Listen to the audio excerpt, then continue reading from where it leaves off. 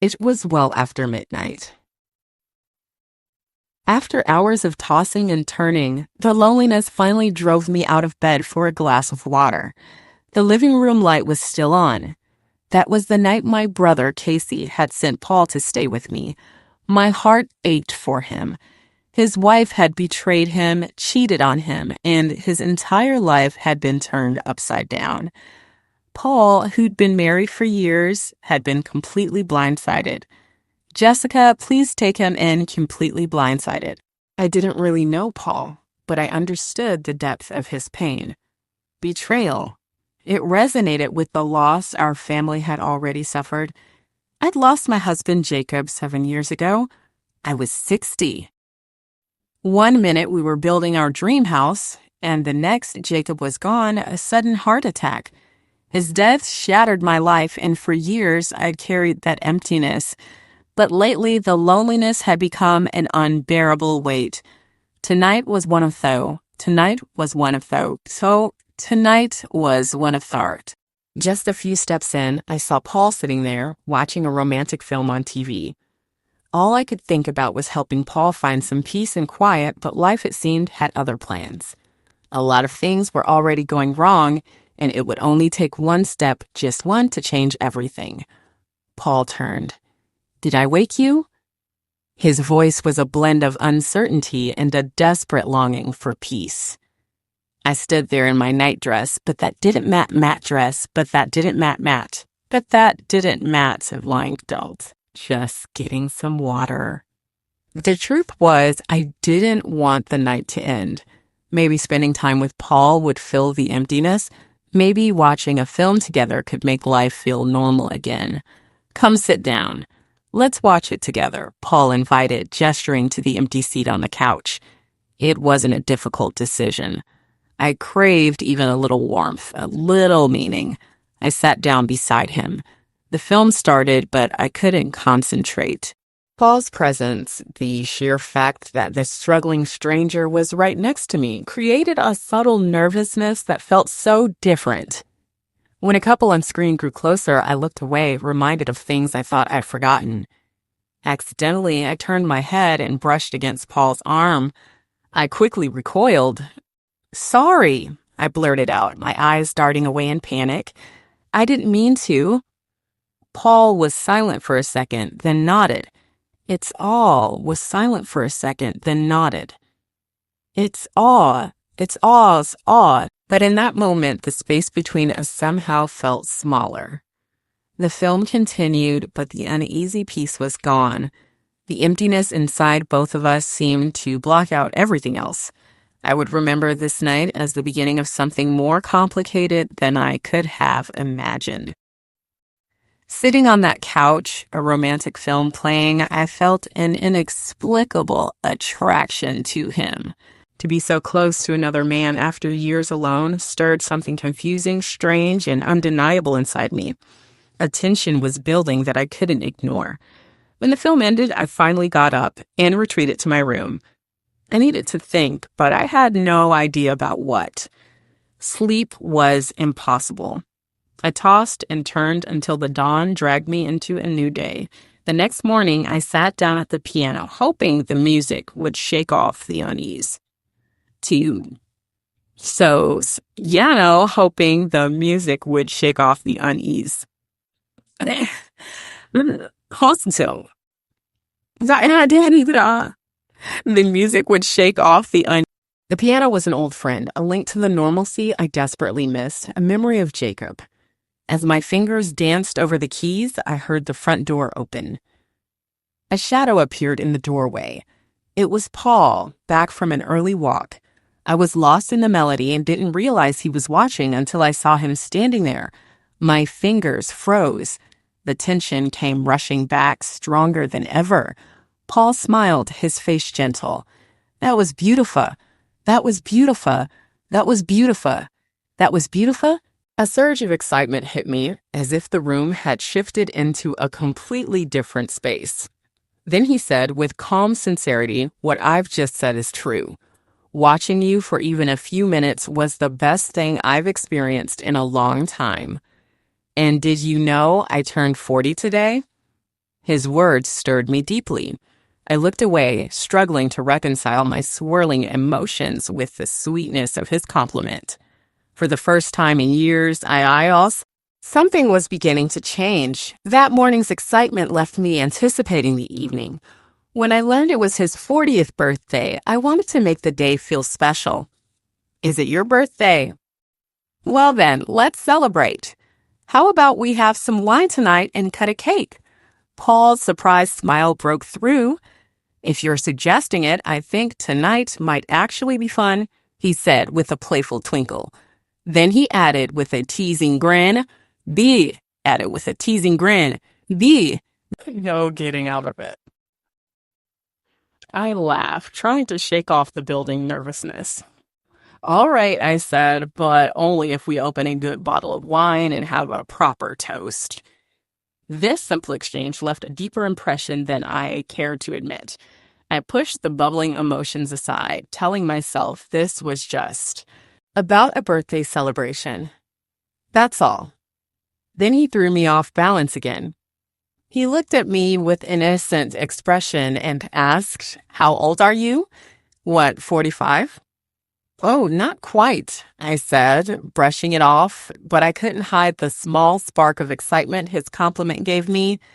I felt pulled in two directions, lost between his warmth and the storm of feelings I was trying to keep at bay. When evening came, we opened the wine and settled feelings I was trying to keep at bay. When evening came, we opened the wine and settled. His attention and warmth made me feel at ease, but an attraction was growing stronger with each passing moment. "So when are you going to play something for me?" Paul asked, raising his glass, his eyes vivid and playful. "You know you can't get out of it." I took a deep breath. "All right, let's do it." I sat down at the piano and let the melody flow, hoping it would calm the storm. Instead, with each note, I felt myself being drawn closer to high. As I played, I found comfort in the way he listened, as if the music were the most important thing in the world. This simple celebration had turned into something else entirely. It felt like a glimpse of something real I hadn't felt in so long. My vision blurred as my fingers glided over the keys.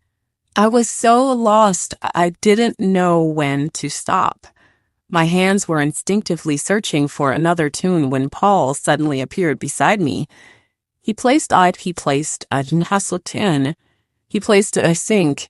"You're an amazing woman," he said, his voice soft and a little shaky. "And you play the piano so beautifully." His warm hands over mine grounded me even as my emotions spiraled. "Come on, you're tired," he said softly, guiding me to the couch. "I've got a surprise for you." As I sat down, my thoughts still swirling, Paul returned to the piano. Effortlessly, his hands moved over the keys, and he began to play my favorite tune, the What Was Tinkerin', even your what, effortlessly, as he began to play my favorite tune. The was, be, and he began to play my favorite tune, the what. Why said, and my heart raced, every note bringing back memories I wasn't ready to face. The music pulled me up. Slowly, I walked toward him, trying to calm the chaos in my chest. Standing right next to him, I didn't know what to do. "You're really good at this," I said, my voice shaking. "And you're playing my favorite song."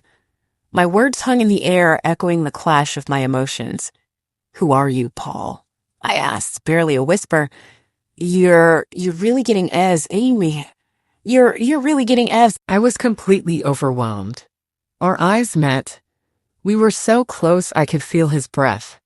Looking into his eyes, time stopped. The way he looked at me made my heart race and warmed me. Everything made sense in a different way. The world narrowed down to just the two of us.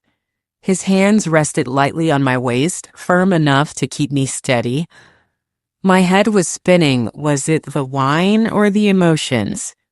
Without Paul holding me, I wasn't sure if I would still be standing.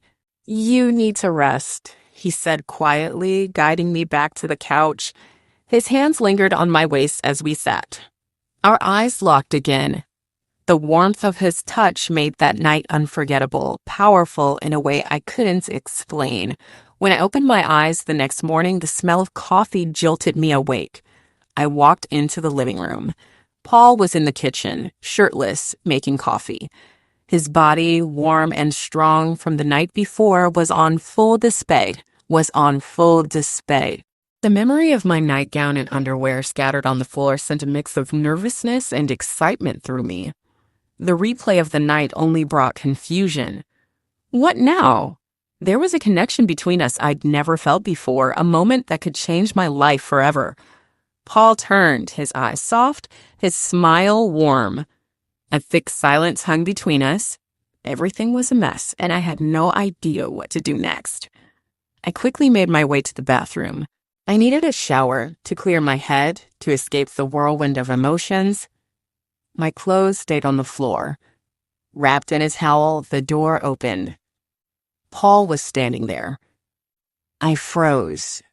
Our eyes locked in an intense gaze.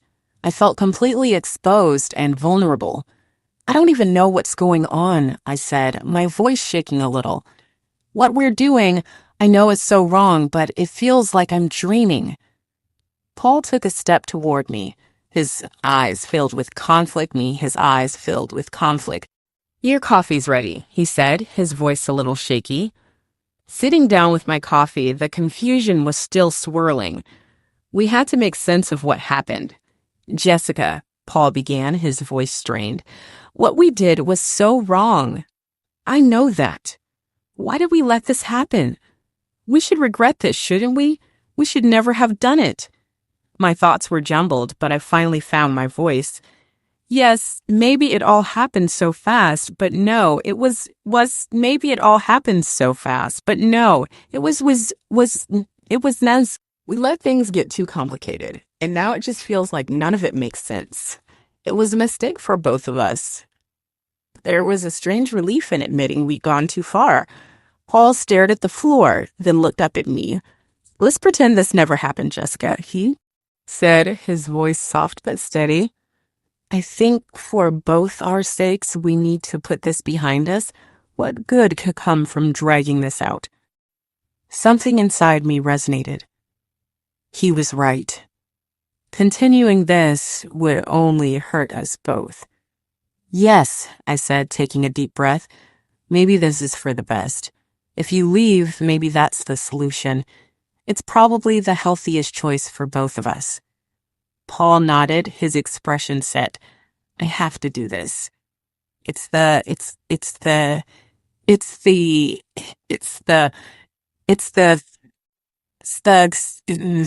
We sat in silence, realizing the importance of the decision. Accepting that those dark moments were a mistake, facing that truth was the first step to making things right. Giving each other space felt like the only way forward. That night on the couch turned into one of the most exciting, unforgettable nights of my life.